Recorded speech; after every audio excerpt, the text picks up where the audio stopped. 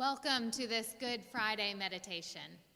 I'm Betsy Sweetenberg, the pastor here, and I'm so glad that you are joining us on this solemn day. It is a hard day, but it is a day that deserves our attention. It's not one that we can easily skip over. And so I'm glad that you're making time to remember the story of Good Friday and reflect on it.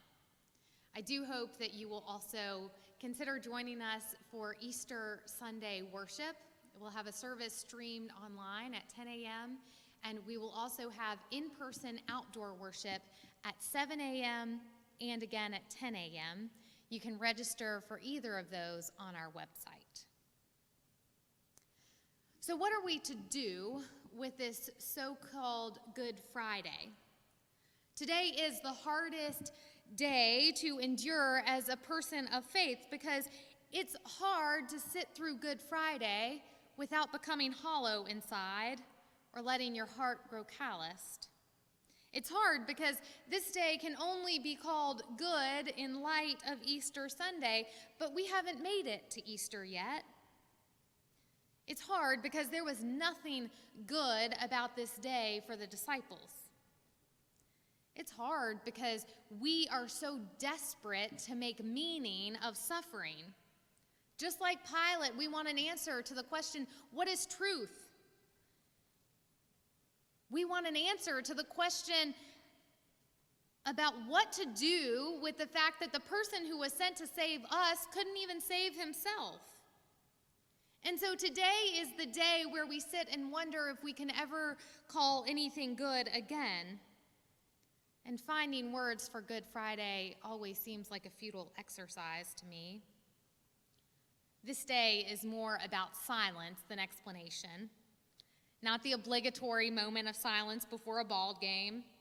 Not the awkward silence between a teenage couple on the phone who've run out of things to talk about.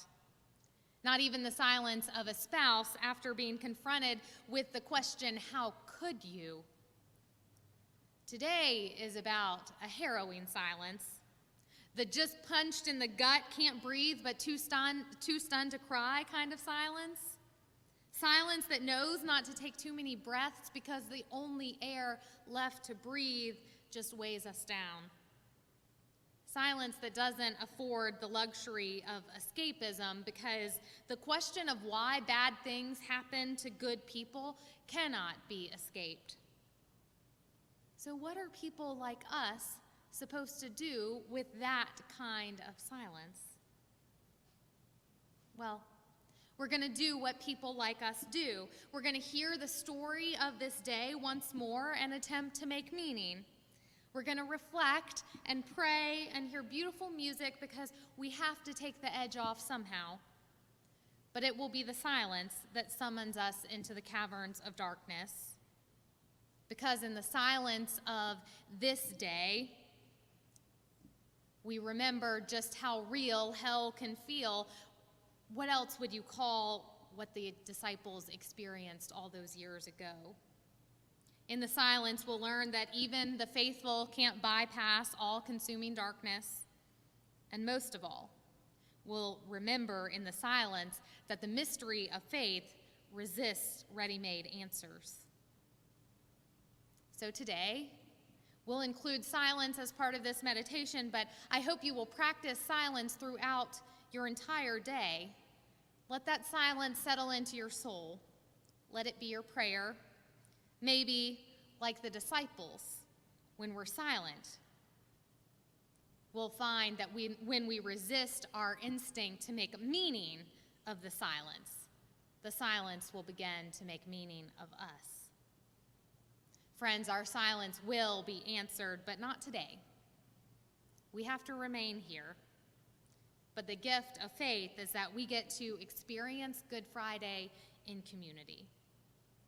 And come Sunday, my prayer for you and my prayer for me is that we can look back on this day and indeed call it good. So we're going to explore the story of this Good Friday as written by the gospel writer Matthew. You'll hear selections from the 27th chapter, And after each reading, there will be a brief silence for your reflection that will be accompanied by an image. And then music will accompany the end of our space for reflection before the next part of the story is read. And after the final scripture, Matthew Jackson will offer a beautiful prayer through the singing of "Were You There?" The service will end with his singing of that hymn. But I hope that your personal reflection about this story and about the significance of this day for people of faith will continue even once the service ends. So hear now the story of this so-called Good Friday. Now Jesus stood before the governor, and the governor asked him, "Are you the king of the Jews?" Jesus said, "You say so." But when he was accused by the chief priests and elders, he did not answer. Then Pilate said to him, "Do you not hear how many accusations they make against you?" But he gave him no answer, not even to a single charge, so that the governor was greatly amazed. Now at the festival, the governor was accustomed to release a prisoner for the crowd, anyone whom they wanted. At that time, they had a notorious prisoner called Jesus Barabbas.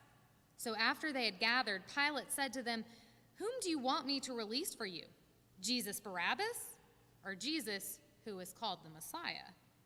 For he realized that it was out of jealousy that they had handed him over. While he was sitting on the judgment seat, his wife sent word to him, "Have nothing to do with that innocent man, for today I have suffered a great deal because of a dream about him." Now the chief priests and the elders persuaded the crowds to ask for Barabbas and to have Jesus killed. The governor again said to them, "Which of the two do you want me to release for you?" And they said, "Barabbas." Pilate said to them, "Then what should I do with Jesus, who is called the Messiah?" All of them said, "Let him be crucified." Then Pilate asked, "Why? What evil has he done?" But they shouted all the more, "Let him be crucified."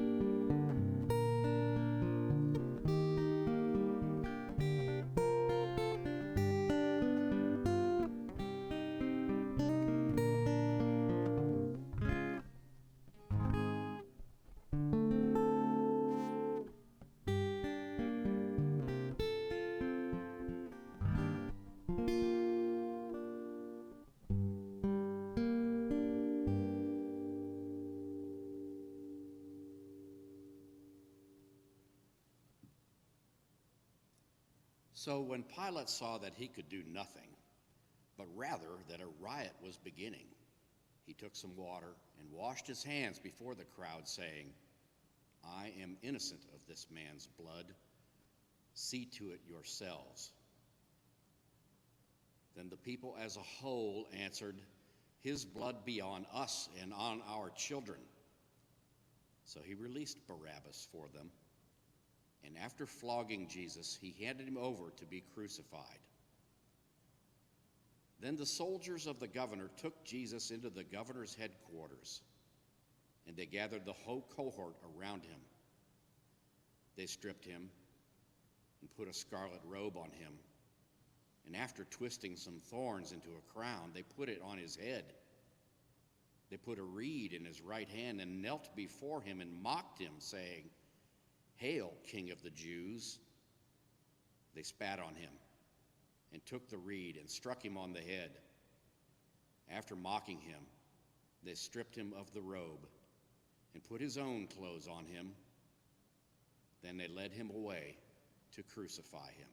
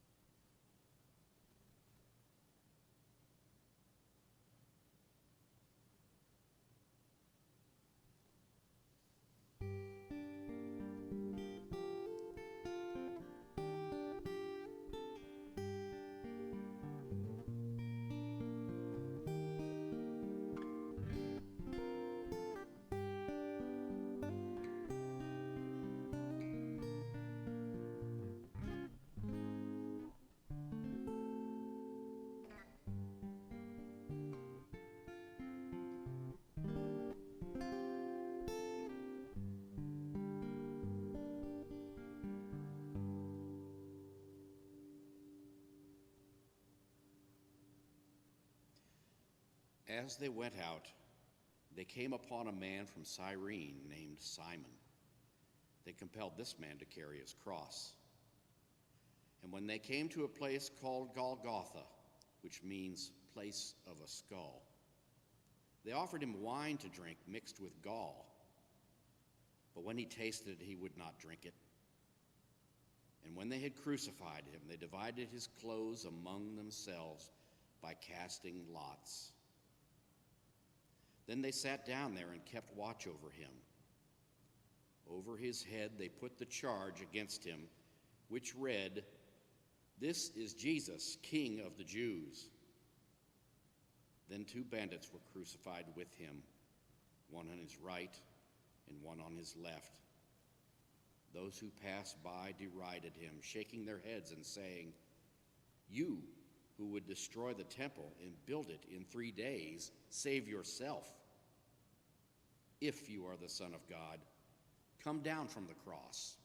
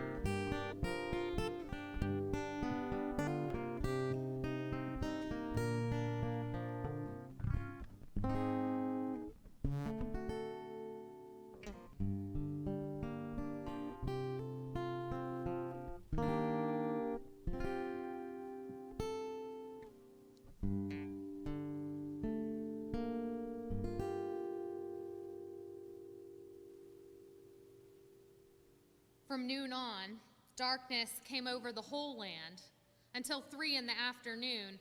And about 3 o'clock, Jesus cried with a loud voice, "Eloi, Eloi, lema sabachthani." That is, my God, why have you forsaken me?" When some of the bystanders heard it, they said, "This man is calling for Elijah." At once one of them ran and got a sponge, filled it with sour wine, put it on a stick, and gave it to him to drink. But others said, "Wait, let us see whether Elijah will come to save him." Then Jesus cried again with a loud voice and breathed his last.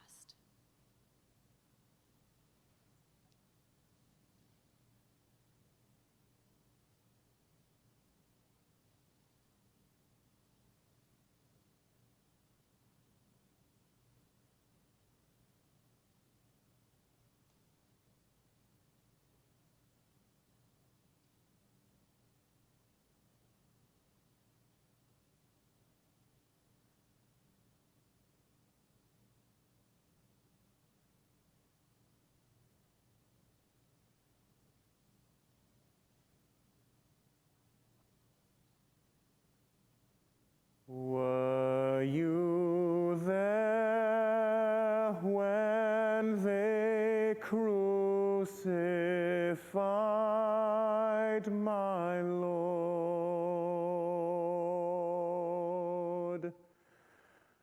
Were you there when they crucified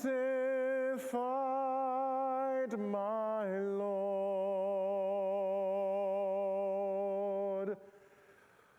Oh,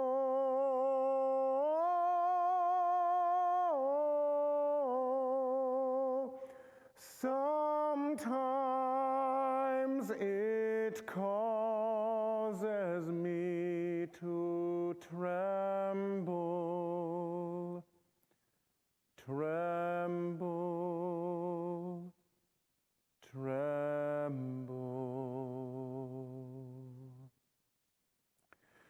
Were you there when they crucified my Lord?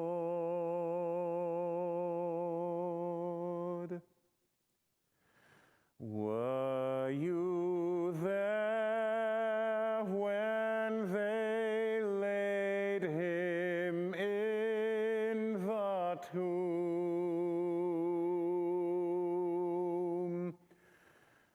Were you there when they laid him in the tomb?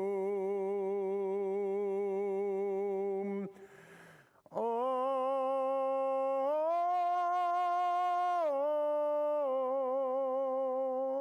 sometimes it causes me to tremble,